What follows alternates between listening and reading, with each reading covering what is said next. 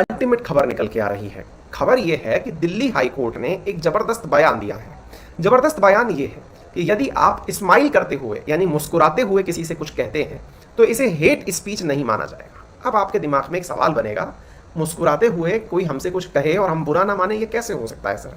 आइए पहले मैं आपको केस बताता हूं, मुद्दा बताता हूं, उसके बाद में हम आगे बढ़ेंगे।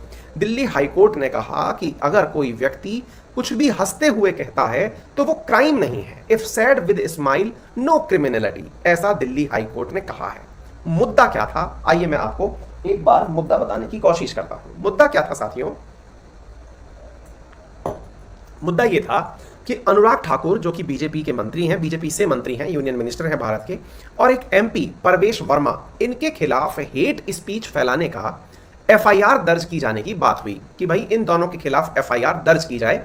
ऐसा CPI, communist party of India, मार्क्सवादी की नेता वृंदा करात ने एक पिटीशन के माध्यम से लोअर कोर्ट में आग्रह किया कि अनुराग ठाकुर के खिलाफ और परवेश वर्मा के खिलाफ एफआईआर दर्ज की जाए। लेकिन कोर्ट ने जब एफआईआर दर्ज नहीं की तो वो इस केस को लेकर हाई कोर्ट पहुंच गई और हाई कोर्ट में जाके कहा कि अनुराग ठाकुर और परवेश वर्मा ने आपत्तिजनक बयान दिए थे जिससे कि हिंसा भड़क सकती थी, और जब हिंसा भड़क सकती थी तो ऐसी स्थिति में इन दोनों के खिलाफ हेट स्पीच फैलाने के लिए केस दर्ज किया जाना चाहिए। लेकिन कोर्ट ने केस दर्ज करने से इनकार कर दिया।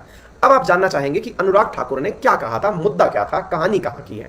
आपको मालूम होगा, मतलब साल भर पहले की घटना है कि दिल्ली के अंदर दंगे हुए थे। दिल्ली दंगों के दौरान अनुराग ठाकुर और इनके साथ में जो दूसरे मैंने परवेश वर्मा जिनका नाम लिया, उनके खिलाफ कुछ आपत्तिजनक बयान दिए जाने की खबर निकल करके आई थी।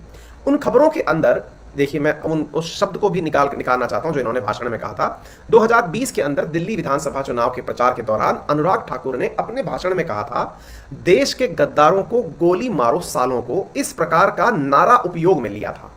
अब इस घटना के विरोध में, देखिए ध्यान से सुनिएगा, अनुराग ठाकुर ने जो स्टेटमेंट प्रचार में उपयोग में लिया कि देश के गद्दारों को गोली मारो सालों को, इसका इंटरप्रिटेशन ये निकाला गया, क्या निकाला गया कि किसी एक कम्युनिटी विशेष के खिलाफ ये भड़काऊ भाषण दिया जा रहा है।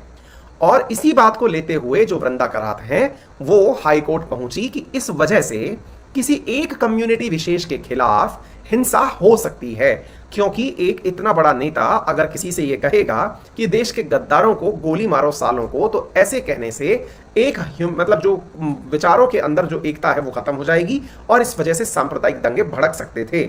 इसलिए हेट स्पीच की श्रेणी में आते हैं ये बयान और इन पर केस दर्ज किया जाना चाहिए। अब काउंटर आर्ग्यूमेंट सुनिए वकील का। वकील ने कहा, जो मतलब अनुराग ठाकुर की तरफ से केस लड़ रहा था, उस वकील ने कहा कि इस बारे में कोई कैसे कह सकता है कि गोली मारो सालों को में जो सालों शब्द है या गद्दार जो कहा गया है वो केवल एक समुदाय विशेष के लोगों को कहा गया है। क्योंकि आपको मालूम हो कि सीएए प्रोटेस्ट के दौरान शाहीन बाग पर प्रदर्शन करते समय मुस्लिमों की तस्वीरें काफी आम हुई थी, लेकिन इसका अर्थ तो ये नहीं कि केवल मुस्लिम ही थे जो सीएए का विरोध कर रहे थे। बहुत सारे कांग्रेसी भी थे या बहुत सारे अन्य पार्टी के नेता भी थे जो कि शाहीन बाग के अंदर हो रहे प्रदर्शनों का समर्थन कर रहे थे। ऐसी स्थिति में कोई ये कैसे कह सकता है कि ये केवल एक समुदाय विशेष के खिलाफ लगाए गए नारे थे? नंबर एक बात। नंबर दूसरी बात, वकील ने कहा कि देश के गद्दारों को यह बात कही गई है। क्या आपको लगता है कि जिस व्यक्ति के खिलाफ ये नारे लगे वो गद्दार है? कहने का अर्थ यह है कि यहां पर कोर्ट ने उल्टा दूसरे पक्ष को उलझा दिया, ये कहते हुए कि आप कैसे कह सकते हैं कि ये आप ही के खिलाफ लाइन बोली जा रही है, क्या आप गद्दार हैं?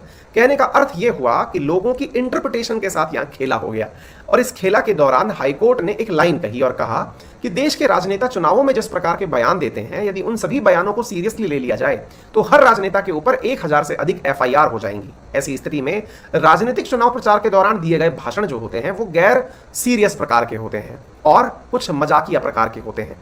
ऐसी स्थिति में यह कहा जा सकता है कि यदि कोई बयान हंसते हुए दिया गया हो तो इसका अर्थ सीधा सीधा हेट स्पीच नहीं निकाला जा सकता। इसके ऊपर एक कार्टून काफी वायरल हो रहा है जिसमें यहां पर एक अपराधी हाथ में चक्कू लिए खड़ा हुआ दिखाई दे रहा है और जब यह चक्कू लिया हुआ खड़ा दिखाई दे रहा है तो इसने अपने द्वारा एक लाइन बोली कि मजाक में मारा साहब, आई किल्ड विद स्माइल, यानी कि क्या हंसते हंसते अगर कोई हत्या कर दे तो क्या उसे भी क्राइम नहीं माना जाएगा? ऐसा यहां पर एक बहुत ज्यादा मीम वायरल भी हो रहा है, क्योंकि हाईकोर्ट का यह कहना कि यदि आपने कोई भी बयान हंसते हुए दिया, स्माइल करते हुए दिया, तो उसे क्रिमिनलिटी नहीं माना जाएगा, उसे दुर्भावना से पूर्ण मानते हुए क्रिमिनल कैरेक्टर नहीं माना जाएगा। यह अपने आप में